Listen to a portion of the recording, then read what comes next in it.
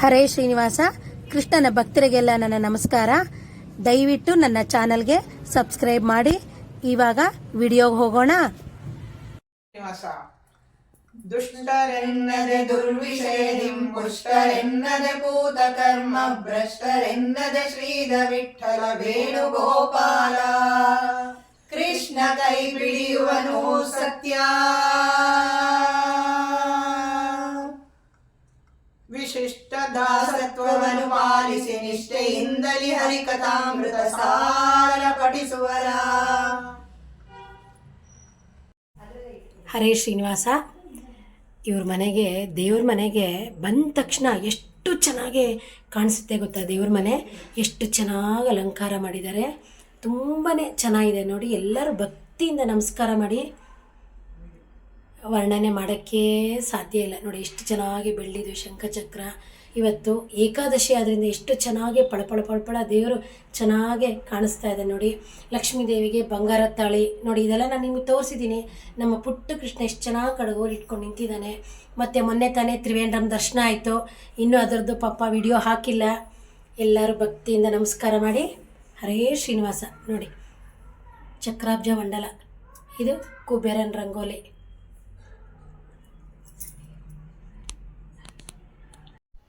ಹರೇ ಶ್ರೀನಿವಾಸ. ಇವತ್ತು ನಾನು ನಾಗರಬಾವಿ ಅನ್ನೋ ಪ್ಲೇಸಲ್ಲಿ ಒಬ್ಬರು ಸಾಧಕರ ಮನೆಗೆ ನಾನು ಬಂದಿದ್ದೀನಿ. ಯಾರಪ್ಪ ಇವರು ಸಾಧಕರು, ಇವ್ರ ಬಗ್ಗೆ ಏನು ಅಂತ ನಾನು ಅವ್ರನ್ನ ಪರಿಚಯ ಮಾಡಿಸ್ತೀನಿ. ನೋಡೋಣ, ಬರ್ತೀರಲ್ವಾ?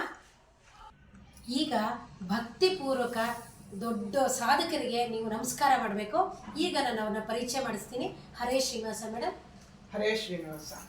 ನಮ್ಮ ಕೃಷ್ಣನ ಭಕ್ತರಿಗೆ ನಿಮ್ಮ ತಂದೆ ತಾಯಿ ಹೆಸರು, ನಿಮ್ಮ ಹೆಸರು, ನಿಮ್ಮ ವೃತ್ತಿ ಏನು ಮಾಡ್ತಿದ್ರಿ, ಎಷ್ಟು ವರ್ಷ ಆದಮೇಲೆ ನೀವು ಈ ಕೆಲಸ ಮಾಡ್ತಿದ್ದೀರಾ, ಮತ್ತು ನಿಮಗೆ ಎಂಥ ಹೆಸರು ಬಂದಿದೆ ಅಂತ ಎಲ್ಲನೂ ಸಂಕ್ಷಿಪ್ತವಾಗಿ ನಮ್ಮ ಕೃಷ್ಣನ ಭಕ್ತರಿಗೆ ಹೇಳಿಬಿಡಿ. ಹರೇ ಶ್ರೀನಿವಾಸ. ಮನ್ಮನೋ ವಿಷ್ಟವರದಂ ಸರ್ವಾವಿಷ್ಟ ಫಲಪ್ರದಂ ಪುರಂದರ ಗುರುಂ ವಂದೇ ದಾಸ ಶ್ರೇಷ್ಠಂ ದಯಾನಿಧಿಂ. ನನ್ನ ಹೆಸರು ಕೇಳಿದ್ದೀರಾ? ಕೆ.ವಿ. ಸರೋಜಮ್ಮ ಅಂತ. ನನ್ನ ಹುಟ್ಟೂರು ಮಂಡ್ಯ. ತಂದೆ ಭೀಮಾಚಾರ್, ತಾಯಿ ಭಾರತಿಬಾಯಿ. ನನ್ನ ವಿದ್ಯಾಭ್ಯಾಸ ಮುಗಿದ ಮೇಲೆ, ವಿದ್ಯಾಭ್ಯಾಸ ಎಲ್ಲ ಮಂಡ್ಯನೇ, ಅಲ್ಲಿಂದ ನಂತರ ಬೆಂಗಳೂರಿಗೆ ಬಂದ ಮೇಲೆ ಶಿಕ್ಷಕ ವೃತ್ತಿನಲ್ಲಿ ನಾನು ಮುಂದುವರೆದಿದ್ದೀನಿ. 38 ವರ್ಷಗಳ ಕಾಲ ಶಿಕ್ಷಕಿಯಾಗಿ ನಿವೃತ್ತಿ ಹೊಂದಿದ ನಂತರ ದಾಸರ ಕೃಪೆಯಿಂದ ಹರಿಕಥಾಂಸಾರದ ಒಂದು ವಿಚಾರದಲ್ಲಿ ಪಾಠ ನನಗಾಗಿ ನಾನು ತಗೊಂಡು ಮತ್ತೆ ನಂತರ ಎಲ್ಲರಿಗೂ ಒಂದು ಪಾಠ ಮಾಡುವಂಥ ಒಂದು ಅವಕಾಶ ಸಿಕ್ತು. ಹಾಗೆ ಗಿರಿನಗರದಲ್ಲಿರುವಂಥ ಭಂಡಾರ್ಕೇರಿ ಯತಿಗಳ ಆಶೀರ್ವಾದದಲ್ಲಿ ತುಂಬ ಸಾವಿರಾರು ಜನಕ್ಕೆ ಪಾಠ ಮಾಡುವಂಥ ಅವಕಾಶ ಸಿಕ್ಕಿದೆ. ಪಾಠ ಪಾರಾಯಣ ಎಲ್ಲ ಮುಂದುವರ್ಕೊಂಡು ಬರ್ತಾ ಇದೆ. ನಿಮಗೆ ಎಷ್ಟು ವರ್ಷ ಆದಮೇಲೆ ಈ ಸಾಧನೆ ಮಾಡಬೇಕು ಅಂತ ಅನ್ನಿಸ್ತು? ಸಾಧನೆ ಮಾಡಬೇಕು ಅಂತ ಅನ್ನಿಸ್ತು ಅಂದರೆ ಬಾಲ್ಯದಿಂದಲೂ ಸ್ವಲ್ಪ ಸ್ತೋತ್ರ ಹೇಳೋದು, ಅಮ್ಮ ಹೇಳೋ ಹಾಡುಗಳು ಹೇಳೋದು ಇದೆಲ್ಲ ಇತ್ತು. ಆದರೆ ನಂತರ ಈ ಸಂಸಾರ ಎಲ್ಲ ಮುಗಿದು ಸರ್ಕಾರಿ ಕೆಲಸ ಮುಗಿದ ನಂತರ, ನಿವೃತ್ತಿ ನಂತರ ನಾನು ಪೂರ್ತಿ ನನ್ನನ್ನು ತೊಡಗಿಸ್ಕೊಂಡಿದ್ದೀನಿ ಈ ಒಂದು ವಿಚಾರದಲ್ಲಿ. ಎಷ್ಟು ವಯಸ್ಸು ಅಂತ ಕೇಳ್ಬೋದಾ? ಈಗಲಾ? ಅಲ್ಲ, ನೀವು ಸಾಧನೆ ಮಾಡುವಾಗ ಎಷ್ಟು ವರ್ಷ ವಯಸ್ಸಿತ್ತು? ನಾನು ಸಾಧನೆಗೆ ಶುರು ಮಾಡಿದಾಗ 60ನೇ ವರ್ಷದಲ್ಲಿ ನಾನು ಪ್ರಾರಂಭ ಮಾಡಿದ್ದೀನಿ. ಈಗ ನನಗೆ 80 ವರ್ಷ ನಡೀತಾ ಇದೆ. ಎಷ್ಟು ಜನ ಶಿಷ್ಯಂದ್ರನ್ನ ನೀವು ಉದ್ಧಾರ ಮಾಡಿದ್ದೀರಾ? ಮತ್ತೆ ಹೇಗೆ ಪಾಠ? ಅವರೇ ನಿಮ್ಮ ಮನೆಗೆ ಬರ್ತಿದ್ರಾ ಇಲ್ಲ ನೀವೇ ಅವ್ರ ಮನೆಗೆ ಹೋಗ್ತಿದ್ರಾ? ನಿಮ್ಮ ಪ್ರಶ್ನೆ ಬಹಳ ಹಿತವಾಗಿದೆ, ಚೆನ್ನಾಗಿದೆ. ಆದರೆ ಫಸ್ಟು ನಾನು ನಿವೃತ್ತಿ ನಂತರ ನನ್ನ ಸಮಯ ಸಾರ್ಥಕ ಆಗಬೇಕು ಅನ್ನೋ ದೃಷ್ಟಿಯಿಂದ ಈ ಹರಿಕಥಾಂಸಾರ ಹಿಡಿಯುವಂಥ ಒಂದು ಪ್ರಸಂಗ ಬಂತು. ಯಾಕೆಂದರೆ ನಮ್ಮ ಹಿರಿಯರು, ನಮ್ಮ ತಾಯಿ, ನಮ್ಮ ಸೋದರತೆ ಇವರೆಲ್ಲರೂ ಇದರಲ್ಲಿ ಬಹಳ ಮುಳುಗಿದವರು. ಯಾವುದೋ ಒಂದು ರೀತಿಯಲ್ಲಿ ನಾವು ಆಧ್ಯಾತ್ಮದಲ್ಲಿ ವಯಸ್ಸಾದ್ಮೇಲೆ ಬರಬೇಕು ಅನ್ನೋದೊಂದು ತೀರ್ಮಾನ ನಂದು. ಇಲ್ಲಿವರೆಗೂ ಲೌಕಿಕವಾಗಿ ಸಾಂಸಾರಿಕ ಜೀವನ ನಡೆಸೋದಕ್ಕೋಸ್ಕರ ಉದ್ಯೋಗ ಬೇಕಾಗಿತ್ತು, ಅದನ್ನು ಸರ್ಕಾರದವರು ಕೊಟ್ಟಿದ್ದರು. ಅದರಂತೆ ನಾನು ನಿವೃತ್ತಿ ನಂತರ ಈ ಒಂದು ಜ್ಞಾನ ಮಾರ್ಗದಲ್ಲಿ ಭಗವಂತ ನನ್ನನ್ನು ತೊಡಸ್ಕೊಂಡ. ವಿಶೇಷವಾಗಿ ಭಾವಪ್ರಕಾಶಿಕೆ ಕೈಯಲ್ಲಿ ಹಿಡಿದು ನಮ್ಮ ಭಂಡಾರ್ಕೇರಿ ಯತಿಗಳ ನೇತೃತ್ವದಲ್ಲಿ, ಅದಕ್ಕೂ ಮೊದಲು ಹಲವಾರು ಮಧ್ವ ಸಂಘಗಳಲ್ಲಿ ಮತ್ತು ಮನೆಗಳಲ್ಲಿ ನಾನೇ ಹೋಗಿ, ರಾಜಾಜಿನಗರ ನಮ್ಮ ಮನೆ ಬನ್ನೇರುಘಟ್ಟದಾಗ ಇರುವಂಥ ಬಿಳೇಕಹಳ್ಳಿಗೆ ಪಾಠಕ್ಕೆ ಎಲ್ಲಿ ಕರೆದರೂ ಹೋಗ್ತಾ ಇದ್ದೆ. ವಿಶೇಷವಾಗಿ ನಾನು ಹೇಳಬೇಕು ಅಂದ್ಕೊಳ್ಳೋದು, ಜನ ಇಷ್ಟ ಇರಬೇಕು ಅನ್ನೋ ನಿಬಂಧನೆ ನನಗಿರಲಿಲ್ಲ. ನನ್ನನ್ನು ಕರೆದು ಕಳಿಸಿ ಮಾಡುವಂಥ ವ್ಯವಸ್ಥೆ ಮಾಡಿ ಮತ್ತು ಎಷ್ಟು ಜನ ಕೂತರೂ ಸಾಕು ನಾನು ಪಾಠ ಮಾಡ್ತೀನಿ, ಇಬ್ಬರೇ ಇರಲಿ 20 ಜನ ಇರಲಿ 200 ಜನ ಇರಲಿ ಪಾಠ ಮಾಡ್ತೀನಿ ಅನ್ನೋದೊಂದು ಧ್ಯೇಯ ನನ್ನಲ್ಲಿತ್ತು. ಉದ್ದೇಶ ಏನಂದರೆ ಅವ್ರಿಗೆ ಪಾಠ ಮಾಡೋ ಇದರಲ್ಲಿ ನನ್ನ ಜ್ಞಾನ ಅಭಿವೃದ್ಧಿ ಆಗತ್ತೆ ಅನ್ನೋದೊಂದು ನನ್ನಲ್ಲಿದ್ದಂಥ ವಿಶೇಷವಾದಂಥ ಒಂದು ಅಭಿಲಾಷೆ. ಮತ್ತೆ ನೀವು ಎಲ್ಲೆಲ್ಲಿ ಹೋಗಿ ಶಿಷ್ಯಂದ್ರನ್ನ ಗುರುತಿಸಿ ಪಾಠ ಮಾಡಿದ್ದೀರಾ? ನಾನು ಮೊದಲು ಮನೆಯಲ್ಲಿ ಮಾಡ್ತಾ ಇದ್ದೆ ಅಂತ ಹೇಳಿದೆ. ಹಲವಾರು ಮಧ್ವ ಸಂಘಗಳಲ್ಲಿ ಮಾಡಿದ್ದೀನಿ. ರಾಜಾಜನಗರ ಮಧ್ವ ಸಂಘ ಮತ್ತು ಪುಣ್ಯಧಾಮ ಎಲ್ರಿಗೂ ಗೊತ್ತಿದೆ, ಅಲ್ಲಿ ಒಬ್ಬರು ಮನೆಯಲ್ಲಿ ಮಾಡ್ತಾ ಇದ್ದೆ. ಮತ್ತು ಚಾಮರಾಜಪೇಟೆಯಲ್ಲಿ ಮಾಡ್ತಾ ಇದ್ದೆ, ಬಸವೇಶ್ವರ ನಗರದಲ್ಲಿ ಮಾಡ್ತಾ ಇದ್ದೆ. ಎಲ್ಲ ಕಡೆಗೂ ಬಸವೇಶ್ವರ ನಗರದಲ್ಲಿ 70 ಜನ ಪಾಠಕ್ಕೆ ಬಂದು ಕೂತ್ಕೊಂಡೆ. ರಾಜಾನಗರ ಮಧ್ವ ಸಂಘದಲ್ಲಿ 40 ಜನ ಎಲ್ಲ ಹಿರಿಯರೇ ಬಂದು ಪಾಠ ಕೂತ್ಕೊಳ್ತಾ ಇದ್ರು. ಅಲ್ಲಿ ಪಾಠ ಮಾಡ್ತಾ ಇದ್ದವಳು ನಾನೇ ಸ್ವಲ್ಪ ಚಿಕ್ಕವಳೇನೋ. ಆ ಹಿರಿಯರಿಗೆ ಪಾಠ ಮಾಡುವಾಗ ಒಂದು ರೀತಿ ಅವರೆಲ್ಲ ಜ್ಞಾನಿಗಳು, ತುಂಬ ತಿಳಿದವರು, ಅನುಭವಸ್ಥರು. ಅಂಥ ಕಡೆಗೆಲ್ಲ ಪಾಠ ಮಾಡುವಂಥ ಸಾಮರ್ಥ್ಯ ಅವರುಗಳೇ ನನಗೆ ಕೊಟ್ಟಿದ್ರು. ಉತ್ತೇಜನ ಮಾಡದೇ ಇದ್ದರೆ ಪಾಠ ಮುಂದುವರಿಯೋದು ಕಷ್ಟ ಯಾವಾಗಲೂ. ಹಾಗಾಗಿ ಬಿಳೆಯಕಳ್ಳಿ, ಚಾಮರಾಜಪೇಟೆ, ಮತ್ತು ಬನ್ನೇರುಘಟ್ಟದ ಹತ್ರ ಭಂಡಾರಕೇರಿ ಮಠ, ಎಲ್ಲ ಮಧ್ವ ಸಂಘಗಳಲ್ಲಿ ಮನೆಗಳಲ್ಲೂ ನನಗೆ ಇಂಥ ಸಂಘನೇ ಬೇಕು, ಸಂಸ್ಥೆನೇ ಬೇಕು, ಇಷ್ಟೇ ಜನ ಇರಬೇಕು ಅನ್ನೋ ಕಂಡೀಷನ್ ನನ್ನಲ್ಲಿ ಇರಲಿಲ್ಲ. ನಾನು ಹೇಳ್ತಾ ಇದ್ದೆ, ಎಷ್ಟು ಜನ ಇರಬೇಕು ಮೇಡಮ್ ಪಾಠಕ್ಕೆ ಅಂತ ಕೇಳುವಾಗ, ಇಬ್ಬರೇ ಬಂದು ಕೂತ್ಕೊಳ್ಳಿ ನಾನು ಪಾಠ ಮಾಡ್ತೀನಿ ಅಂತ ಹೇಳ್ತಾ ಇದ್ದೆ. ಹಾಗಾಗಿ ಶಿಷ್ಯರ ಸಂಖ್ಯೆ ಹೆಚ್ಚಾಗಬೇಕು ಅನ್ನೋದಕ್ಕಿಂತ ಜ್ಞಾನ, ದಾಸರು ಜ್ಞಾನಿಗಳು ಬರೆದಿಟ್ಟಿದ್ದಾರೆ, ಅದನ್ನು ನಾನು ಶಿಕ್ಷಕಿ ಆಗಿದ್ದರಿಂದ ಎಲ್ರಿಗೂ ಹೇಳ್ಕೊಡೋಂಥ ಸಾಮರ್ಥ್ಯ ನನ್ನಲ್ಲಿ ದೇವರು ಕೊಟ್ಟಿದ್ದೇನೋ ಅದನ್ನು ಸಾರ್ಥಕ ಮಾಡಿಸಿದ್ದಾನೆ. ಇವತ್ತಿಗೂ ನಾನು ಹಲವಾರು ಕಡೆ ಪಾಠ ಪಾರಾಯಣಗಳಿಗೆ ಹೋಗ್ತಾ ಇದ್ದೆ. ನಿಮಗೆ ಕಷ್ಟ ಅನ್ನಿಸ್ಲಿಲ್ವಾ? ನಾನು ಎಲ್ಲರಿಗೂ ಪಾಠ ಹೇಳ್ಕೊಡ್ಬೇಕಪ್ಪ, ನನಗೆ ತುಂಬ ಸುಸ್ತಾಗತ್ತೆ ಅಂತ ಅನ್ನಿಸ್ಲಿಲ್ವಾ ನಿಮಗೆ? ಖಂಡಿತವಾಗ್ಲೂ ಅನ್ನಿಸ್ಲಿಲ್ಲ. ಯಾಕೆಂದರೆ ಪಾಠ ಮಾಡೋದ್ರಲ್ಲಿ ನನಗೆ ಉತ್ಸಾಹನೇ ಜಾಸ್ತಿ ಇದ್ದಿದ್ದರಿಂದ ನನಗೆ ಆಯಾಸ ಅಂತಾಗಲಿ. ಒಂದೇ ದಿನದಲ್ಲಿ ನಾನು 3 ಕಡೆ ಪಾಠ ಮಾಡ್ತಾ ಇದ್ದೆ. ಬೆಳಿಗ್ಗೆ 11 ಗಂಟೆಗೆ ನನ್ನ ಮನೆ ಕೆಲಸಗಳು, ನಾನು ಡೈರೆಕ್ಟ್ ಊಟನೇ ಮಾಡ್ತಾ ಇದ್ದಿದ್ದು. ಊಟದ ನಂತರ ಪಾಠಕ್ಕೆ ಹೋಗ್ತಾ ಇದ್ದೆ. 11 ಗಂಟೆಗೆ ಶುರು ಮಾಡಿದ್ರೆ 2 ಗಂಟೆಗೆ ಒಂದು ಬ್ಯಾಚ್ ಆಗ್ತಾಯಿತ್ತು. ಮಧ್ಯಾಹ್ನ 2 ಗಂಟೆಗೆ ಹೋದರೆ ನಾನು 7 ಗಂಟೆಗೆ ಮನೆ ಸೇರ್ತಿದ್ದೆ. 4 ಗಂಟೆಯಿಂದ 7 ಗಂಟೆ 6. ತುಂಬ ಸಂತೋಷ. 3 ಬ್ಯಾಚ್ ಒಂದು ದಿನದಲ್ಲಿ 3 ಕಡೆ ಪಾಠ ಮಾಡ್ಕೊಂಡು ಬರ್ತಾರೆ. ಈಗ ಒಟ್ಟು ಎಷ್ಟು ಜನ ಶಿಷ್ಯಂದ್ರು ಅಂತ ಕೇಳ್ಬೋದಾ? ಶಿಷ್ಯರ ಸಂಖ್ಯೆ ಮಾಡ್ಕೊಳ್ಳೋ ಅಗತ್ಯ ನನಗಿಲ್ಲ ಅನ್ನಿಸ್ತು. ಆದರೆ ಹೋದ ಕಡೆನಲ್ಲೇ ಇರೋದ್ರಿಂದ ಈಗ 1000 ಜನ ಇದ್ದಾರೆ, ನಾನು ಲೆಕ್ಕ ಮಾಡಿಲ್ಲ.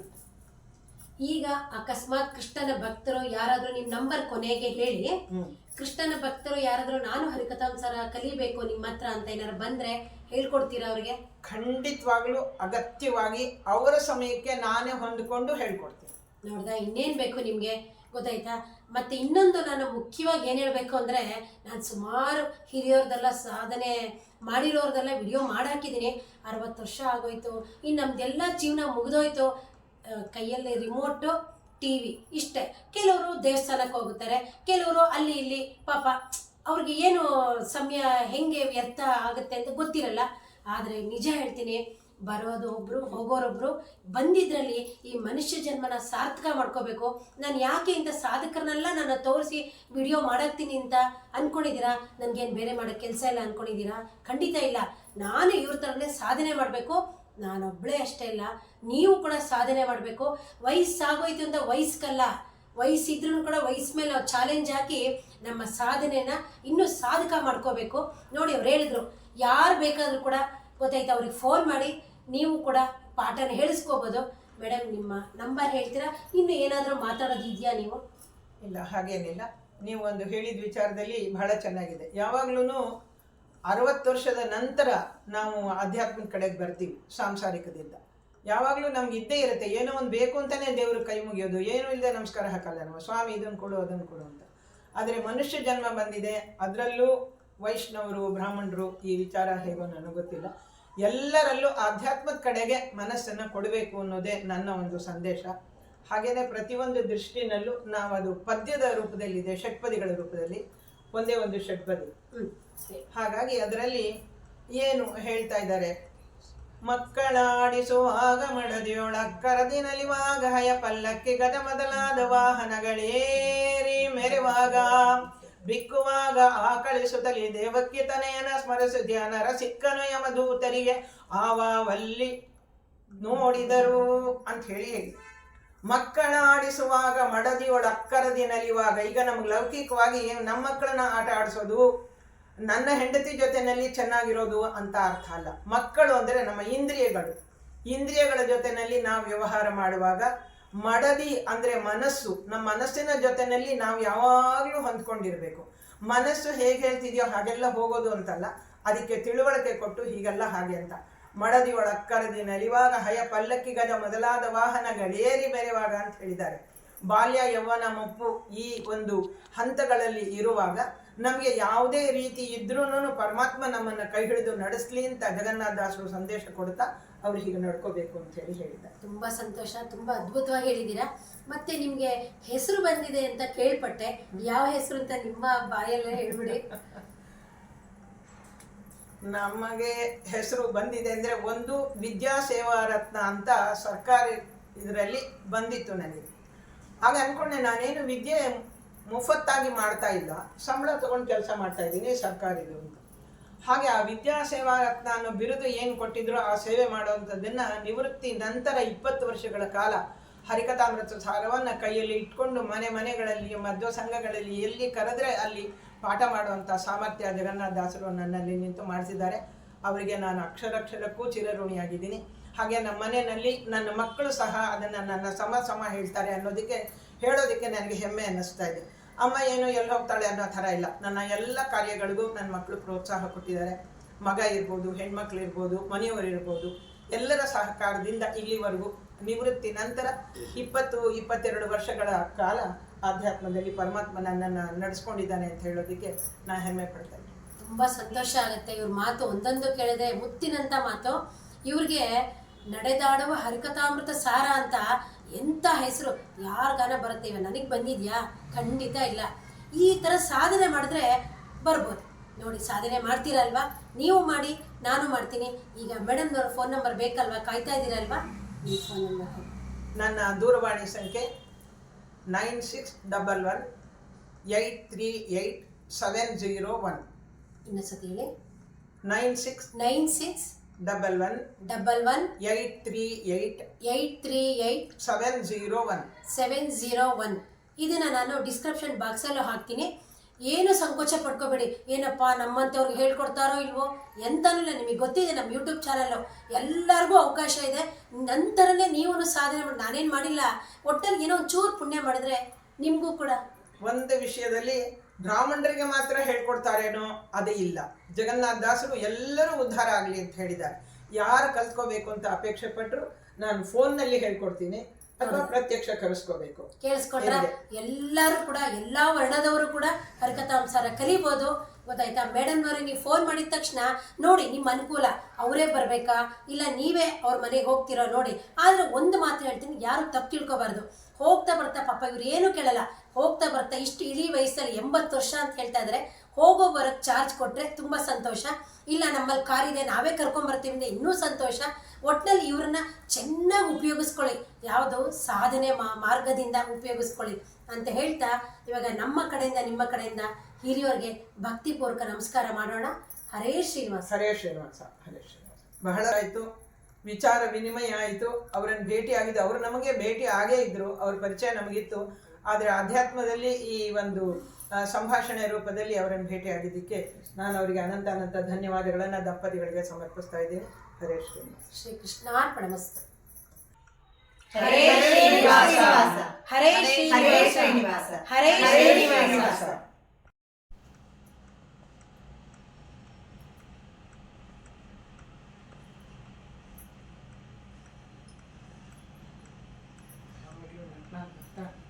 ಸಾಧಕರ ಜೀವನ ಸಾಧನೆ ಮಾರ್ಗದಲ್ಲಿ ಸಾಧಿಸ್ತಾರೆ.